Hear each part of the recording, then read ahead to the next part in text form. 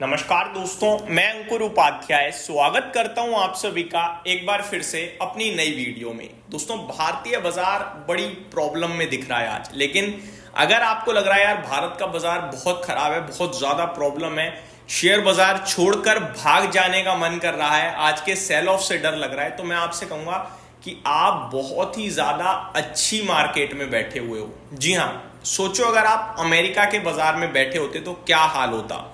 America का बाजार Thursday को 1680 पॉइंट्स क्रैश होता है डाउ जोन्स। मैं परसेंटेज में आ जाता हूं। अमेरिका में करीब 4.5% की थर्सडे गिरावट होती है, करीब 5.5% की फ्राइडे गिरावट होती है, और आज तीसरा ट्रेडिंग सेशन है जब Dow futures more than 1100 points down दिख रहे हैं। तो बहुत भयंकर स्थिति है। और आपको लग रहा है कि केवल अमेरिका में है, तो नहीं, आप दुनिया भर के बाजारों को देखो। यूरोप के बाजार फ्राइडे बड़ी बुरी तरीके से टूटे, और करंट सिचुएशन पता है क्या डेवलप हो रही है, मैं बताता हूं आपको। फिट्सी 0.5% नीचे है और डेक्स में 6% की गिरावट है। कैक की बात करें तो यहां 5.5% की गिरावट देखने को मिल रही है। तो ये आपको क्लियर कट दर्शा रहा है कि भाई साहब दुनिया भर में भयंकर सेल ऑफ है। अब आप कहो कि भाई एशिया यूरोप गिर रहे हैं, सॉरी यूएस यूरोप गिर रहे हैं, एशिया का बताओ ना। तो जापान 0.8% क्रैश है। हैंगसेंग सोचो कितना गिरा है। चाइना का बाजार कितना गिरा है, 14% क्रैश। हैंगसेंग 14% क्रैश हो गया भाई साहब। शंघाई की बात करें तो 7.25% क्रैश है। कॉस्पी 5.5% और निफ्टी कितना है, 4.25%। तो अब आप बताओ कि कौन सा बाजार सबसे अच्छा भारत का बाजार। देखो, लॉसेस सबको आ रहे हैं, आपको नहीं, हमें नहीं, सबको है। जो बाजार में है उसको है। बस फर्क इतना है कि आप कंट्रीज देखो। होता क्या है, आप कंट्री देखते हो, जब तक आप कंट्री देख रहे हो तब तक तो ठीक है। जब आप वर्ल्ड देखोगे तो आप कहोगे हम ठीक है। फॉर एन एग्जांपल, आप एक एरिया में रहते हो, जब आप देखोगे कि पूरे एरिया की लाइट गई है, आप परेशान हो गए। आपके घर की लाइट गई, सिर्फ आपके घर की लाइट गई है तो ज्यादा परेशान हो गए। पूरे एरिया की लाइट गई है तो फिर परेशान हो गए। और पूरी डिस्ट्रिक्ट की ही लाइट चली गई है तो आप थोड़ा ज्यादा परेशान हो गए। और अगर पूरे स्टेट की लाइट गई है और आपको पता चले स्टेट की लाइट आने में लगेंगे 24 घंटे, पूरे स्टेट की, आपके डिस्ट्रिक्ट की लाइट आने में लगेंगे करीब 16 घंटे, और आप जिस एरिया में पर्टिकुलर वार्ड में रह रहे हो उसको आने में लगेंगे केवल 4 घंटे, तो आप रिलैक्स फील करोगे कि लाइट तो गई है लेकिन सबसे पहले हमारी आ रही है। तो भाई साहब, भारतीय बाजार का हाल कुछ ऐसा ही है कि गिरी तो दुनिया है लेकिन सबसे कम हम गिरे हैं और सबसे तेज रिबाउंड करने का दम हम रखते हैं। अब इतनी गिरावट के बाद ब्रोकरेज फर्म्स क्या कह रही हैं, मैं वो बताना चाहूंगा। दोस्तों, चाइना ने बहुत बड़ा कदम उठाया है आज इस फॉल और इस सब सिचुएशन को देखते हुए, बट क्योंकि अभी ऑफिशियल लेवल पे नहीं है, और मैं आप सभी के साथ पोस्ट मार्केट शेयर करूंगा कि क्या कदम उठाया है, क्या कहा है चाइना ने। ऑफिशियल लेवल पे नहीं है, ब्लूमबर्ग के हवाले से खबर है और बहुत इंटरेस्टिंग अपडेट है, वो पोस्ट मार्केट आपके साथ शेयर करूंगा।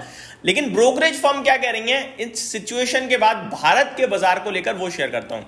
गोल्डमैन सैक्स कह रहे हैं कि एक साल के लिए निफ्टी का लक्ष्य जो पहले 25,500 का था उसे घटाकर 25,000 कर रहे हैं। कोई बड़ी बात नहीं है भाई, 2.5% 2% आपने लक्ष्य घटाया मात्र, कोई बड़ी बात नहीं है। जैसी सिचुएशन है, लोगों के ना टारगेट नीचे के आ रहे हैं, हम तो अभी भी ऊपर के हैं। S&P 500 के देखो, जहां खड़ा था ना उससे नीचे का टारगेट दे दिया गोल्डमैन सैक्स ने, अब और ज्यादा टूट चुका है क्योंकि 10%, तो वो टारगेट 10% ऊपर दिख रहा है।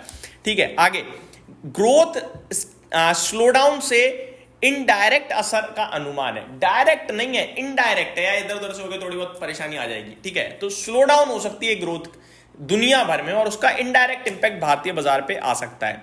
आने वाले सालों में अर्निंग्स पर 2 से 3% का असर संभव। तो आने वाले सालों में यानी कि अगले वित्तीय वर्ष और उससे अगले वित्तीय वर्ष में थोड़ा अर्निंग्स पे भी प्रेशर आ सकता है ग्लोबल स्लोडाउन के चलते। FY20 ईपीएस यानी करंट वित्तीय वर्ष का ईपीएस जो है, इनफैक्ट अब तो FY26 चलने लगा, पिछली बार की बात कर रहे हैं, 12% से 11% किया। FY27 के ईपीएस में 15% से 14% गया है, 1% का कट कर दिया है। जेपी मॉर्गन कह रहे हैं टैरिफ ऐलानों के बाद चीन भारत के शेयर बाजारों में तेजी देख रहे हैं। तो जेपी मॉर्गन सबसे इंटरेस्टिंग कह रहे हैं कि ये जो टैरिफ हो रहा है ना, इसके बाद ये चाइना और भारत पे तो तेजी देख रहे हैं, बाकी दुनिया की ऐसी की तैसी। तो भैया कंट्री बहुत अच्छा कर रही है, मैं रेगुलर कह रहा हूं, आप रिलैक्स रहिएगा। ये पेन तो है यार, अब क्या कर सकते हैं, जब ग्लोबल में गड्ढा खुदेगा तो सभी जगह दिक्कत होगी। आगे ट्रेडिंग रैली में भारत, चीन और सिंगापुर में खरीदारी के मौके, ऐसा जेपी मॉर्गन ने कहा है शुरुआती गिरावट के बाद ट्रेडिंग के लिहाज से अच्छे लग रहे हैं। तो ये सबकी जगह जब गिरावट हो जाएगी उसके बाद जब तेजी की बात आएगी ना, तो शायद चाइना, भारत और शंघाई की बात कर रहे हैं जो तेजी में आ सकते हैं। भारत ट्रेड इंसुलेटेड और सिक्लिकली बेहतर लग रहे हैं। अब कहां पे फोकस करने को कहा है इन्होंने? Bank, consumer, power, cement, defence, hospital sector पसंद है। जैसा कि आपसे मैं लगातार कह रहा हूं, इंडियन ड्रिवन कंपनियां, बैंक कह रहा हूं लगातार, एफएमसीजी में कंज्यूमर आ गया लगातार, पावर और सीमेंट भारत से ही रिलेटेड है। इंफ्रा बनेगा तो इंफ्रा में सीमेंट आ गया। पावर हालांकि मैंने नहीं बोला था, बट पावर भी भारत से रिलेटेड है, बिजली भारत में यूज हो रही है, बन रही है। तो डिफेंस को लेकर हो सकता है, क्योंकि हम एक्सपोर्ट करने लगे हैं अभी बड़े लेवल पे, तो शायद अगर दूसरी कंट्री नहीं करी तो हो सकता है दिक्कत हो। बाकी हॉस्पिटलिटी सेक्टर भी भारत से रिलेटेड ही है, तो यहां भी दिक्कत नहीं है। आगे बर्स्टिन कह रही है कि रिसेशन प्रूफ पोर्टफोलियो बनाना काफी चुनौतीपूर्ण होगा। ठीक है, यानी ये मुश्किल होगा काफी ज्यादा, सब पे इंपैक्ट आएगा थोड़ा बहुत, बट फिर भी थोड़ा सा कहीं ना कहीं बनाने की कोशिश कर सकते हो आप। सभी शेयरों पर डायरेक्ट या इनडायरेक्ट रिस्क का अनुमान है, तो वही है, थोड़ा बहुत तो कहीं ना कहीं से आ जाता है। जितनी कंपनियां वो कहीं ना कहीं तो बाहर भी थोड़ा बहुत कामकाज लेके बैठी हुई हैं। रिस्क फ्री पोर्टफोलियो के लिए फिक्स्ड इनकम में निवेश करें। तो अगर आप रिस्क लेना नहीं चाहते हैं तो फिर भैया एफडी ही कर लो बैंक में, तो बैंकिंग फाइनेंशियल के लिए तो ये भी अच्छा ही हो गया ना। आगे पावर ग्रिड और एमएनएम पोर्टफोलियो में शामिल करे हैं बर्स्टिन ने, और कोफोर्ज को पोर्टफोलियो से बाहर कर दिया है। रीजन बीइंग वही, आईटी को लेकर दुनिया में दिक्कत दिखी रही है, क्योंकि वो पूरा यूएस से है और यूएस इकोनॉमी ही रिसेशन में जाने की बात चल रही है। ठीक है, आईटी सेक्टर पर पूरा एक्सपोजर भी कम किया है, फाइनेंशियल पर सबसे ज्यादा एक्सपोजर बर्स्टिन की बात करें तो लगातार आपके साथ भी शेयर कर रहा हूं। कंज्यूमर शेयरों का एक्सपोजर भी बढ़ाया, लगातार आपके साथ शेयर कर रहा हूं। तो ये अपडेट आते हुए दिख रही है बड़ी बड़ी ब्रोकरेज फर्म्स के द्वारा। दोस्तों बहुत इंटरेस्टिंग चीजें चल रही है मार्केट में, दर्द दिख रहा है, लेकिन मैं आपसे कह रहा हूं यही गोल्डन अपॉर्चुनिटी है। आप सोच कर तो देखो, मैं आपसे कह रहा हूं कि भारत अगर 6 महीने 1 साल का व्यू है तो भारत से रिलेटेड कंपनीज पे फोकस करो।